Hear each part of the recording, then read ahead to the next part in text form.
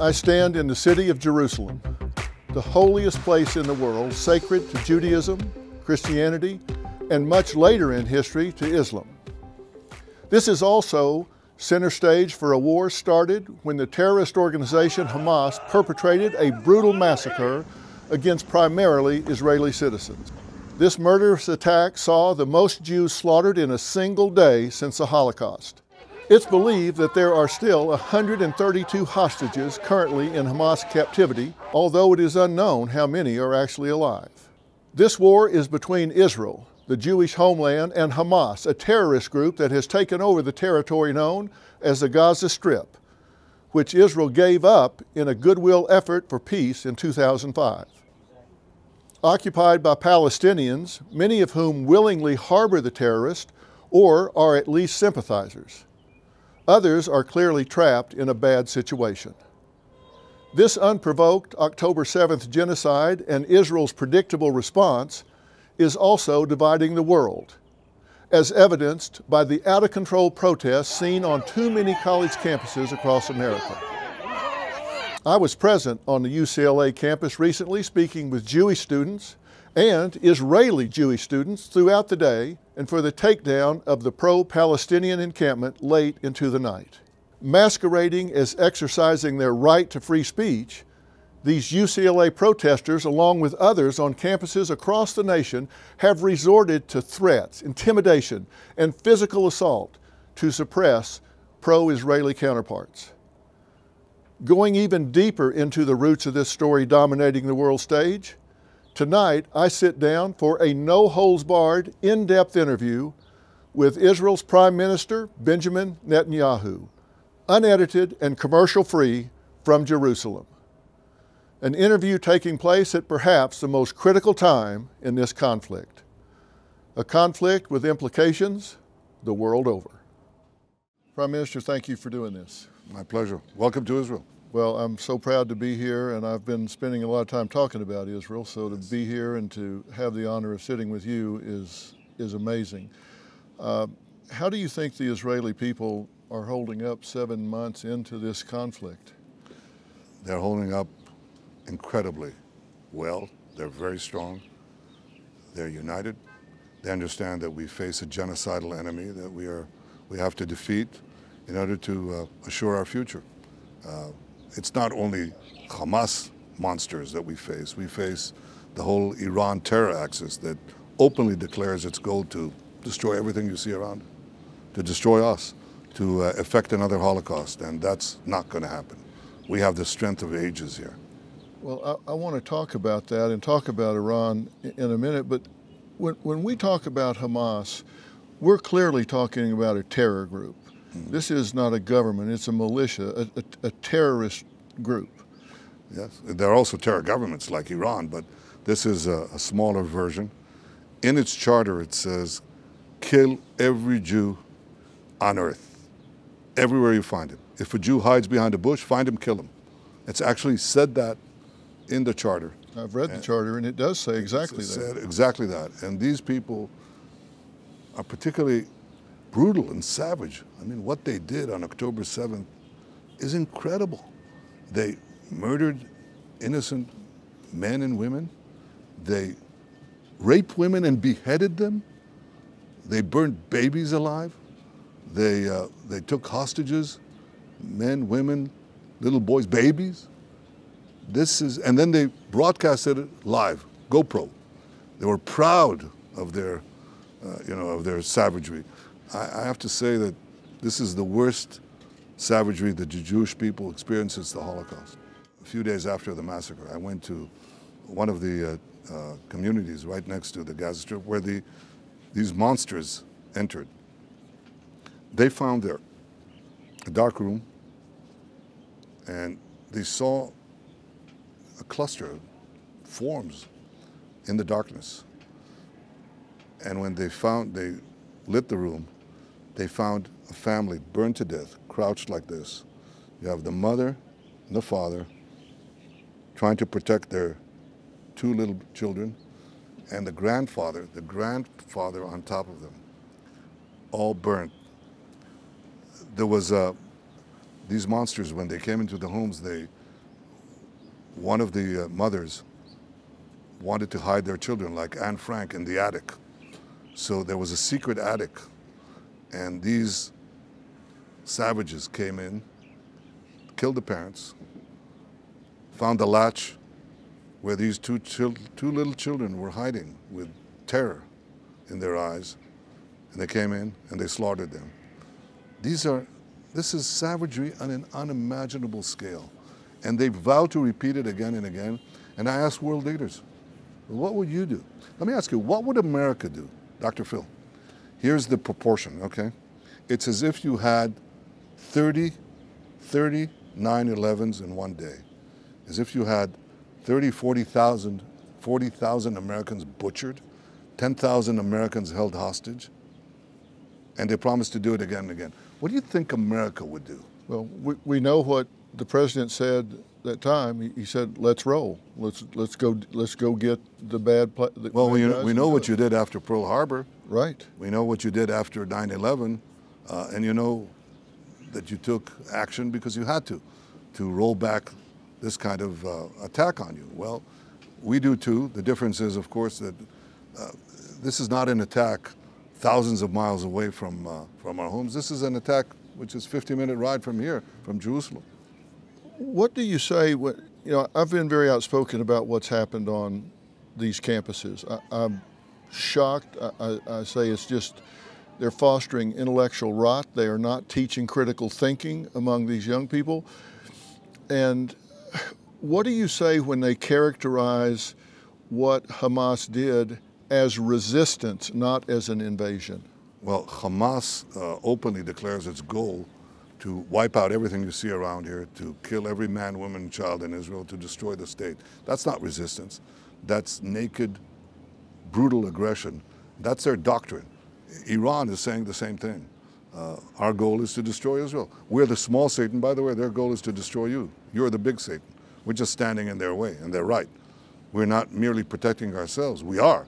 But in so doing, we're protecting all of free civilization, all of Western culture. They want to erase it. They want to tear it out.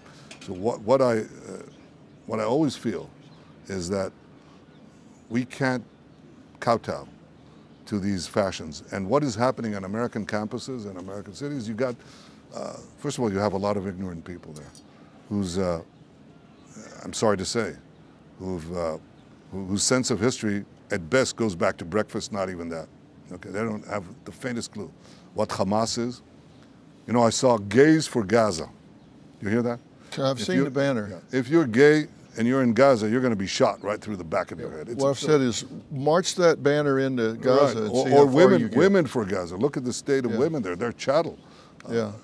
They talk about from the river to the sea. Here's the river. The river is right there, the Jordan River. Right. The sea is a few miles from here. That's Israel. When they say river, from the river to the sea, that's wipe out the state of Israel. Yeah. They're supporting genocide. Now, this is a sorry state of American higher education, including the schools where I went to. I went to one of them. You know, when the president of a university is asked, well, what would you say if somebody calls for the genocide of Jews? And they say it depends on the context. No, it doesn't. No, it doesn't. But it tells you that there's a deep rot, as you say, and a bankruptcy there. And unfortunately, it's translated to these people. But they're also, a lot of these people are also manipulated. They don't even understand that they're being organized systemically by groups that are not merely opposed to Israel. You look at what they're doing. They burnt, I saw this yesterday, amazing. They burned American flags in one campus.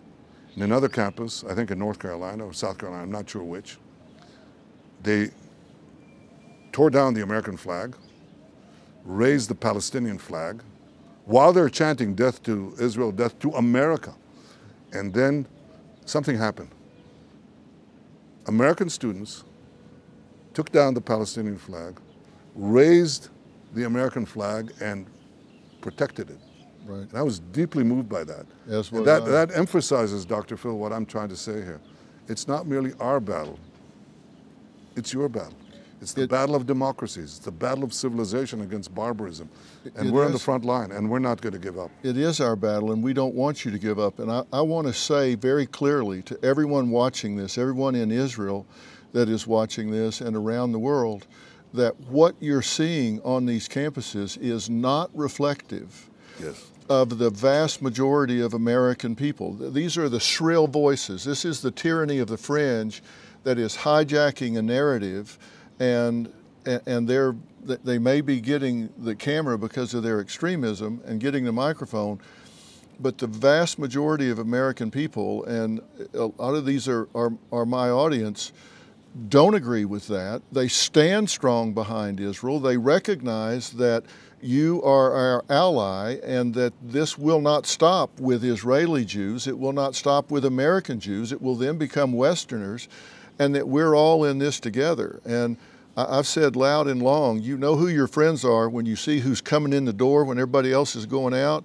and America needs to come in the door here when everybody else is going out. And most of Americans, that vast majority of the 70% in the middle, feel exactly that way and stand strong behind Israel. And they've said, what do you expect when you sit down with the Prime Minister? And I said, well, listen, don't let the suit fool you.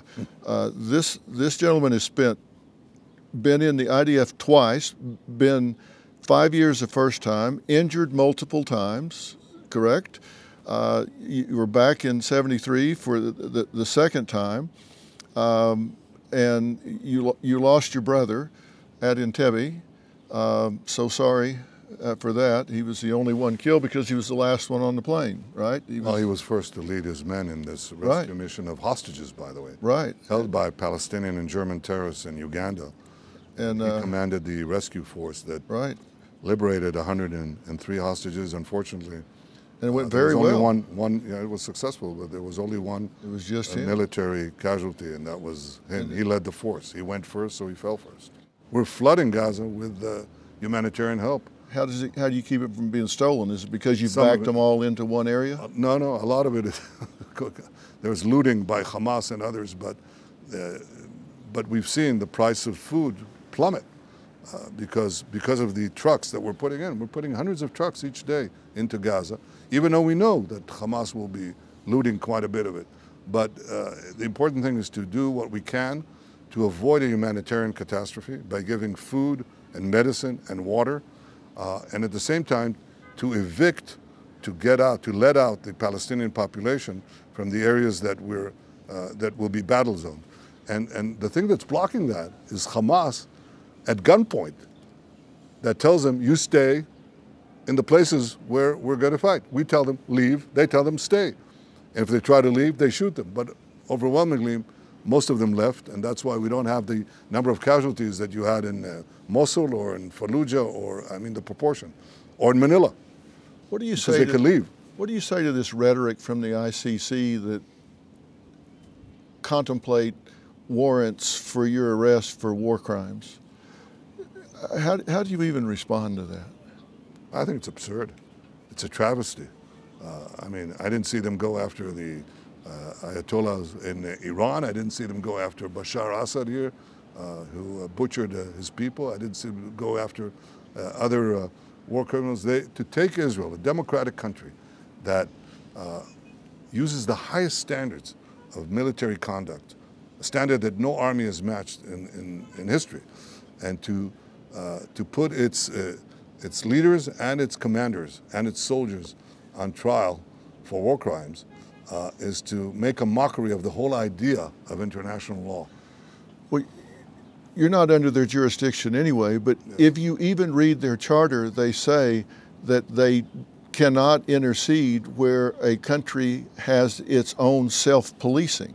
Yes, which clearly Israel does at the highest standard. I think we have the most independent judiciary on the planet. Of course. Okay, so it's absurd in any way you look at it. So they violate their own charter by even talking about it. That's exactly right. So it seems to me, and let me tell you, there's a lot of conversation among the senators in the U.S. that would not stand for that to occur. That's why I say I want Israeli people who may read about this to know that the vast majority of Americans stand behind you, they stand behind Israel, they stand behind eliminating Hamas, and they recognize that what's being peddled in the press is not the reality. Most of the people understand that, but they don't control the press that's being put out there, which is why I wanted to do this interview. I wanted to get this said so people understand the truth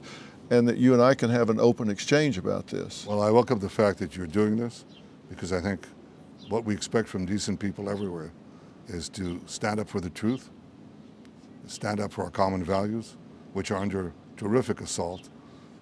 Don't be cowed by the propaganda. Don't be swept away by these mobs on the campuses. Stand up. You know, and 10 days after Hitler came to power in 1933, the Oxford Student Union in Britain said that they resolved that they will not fight for king and country, okay? And you know what happened. And obviously that kind of attitude would have doomed Western civilization. Britain would have lost, the West would have lost, Nazism would have triumphed. We face the new Nazis. We're doing it on behalf of ourselves, but also on behalf of our common civilization, our common future. I know that many people in America who are listening to us now understand this, and I want to thank them. If I look at the camera, I want to thank you, all of you, for standing up with Israel. Stand up for the truth, stand with Israel. When you're doing that, you're standing up for America. Absolutely, we're standing up for America.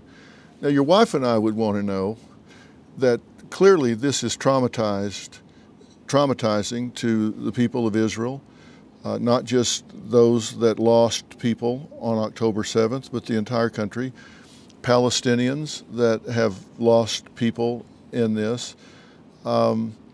Is there a plan to help heal these scars once victory is at hand and there's a plan to try to restore some sort of order in the Gaza Strip? Is there a plan to try to help heal those scars that everybody is under? I think two things. You mentioned my wife, who's a child psychologist, and she's been dealing with these families of hostages and also our bereaved soldiers. You know, we've lost hundreds of soldiers who fought bravely and fell in Gaza. And, you know, it requires a continuous effort of assistance and treatment because their souls are scarred. But at the same time, we also think about the reconstruction of Gaza once we eliminate these terrorist thugs who are controlling it. Basically, they've hijacked Gaza. They've, you know,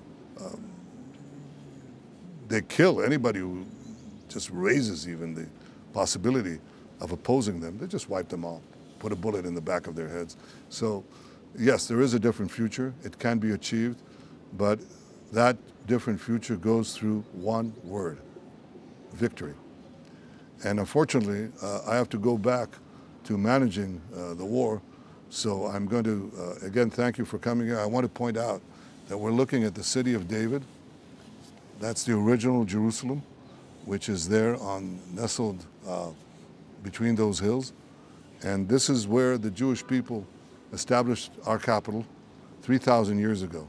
So we've been here a long time, and we intend to stay. Yeah, and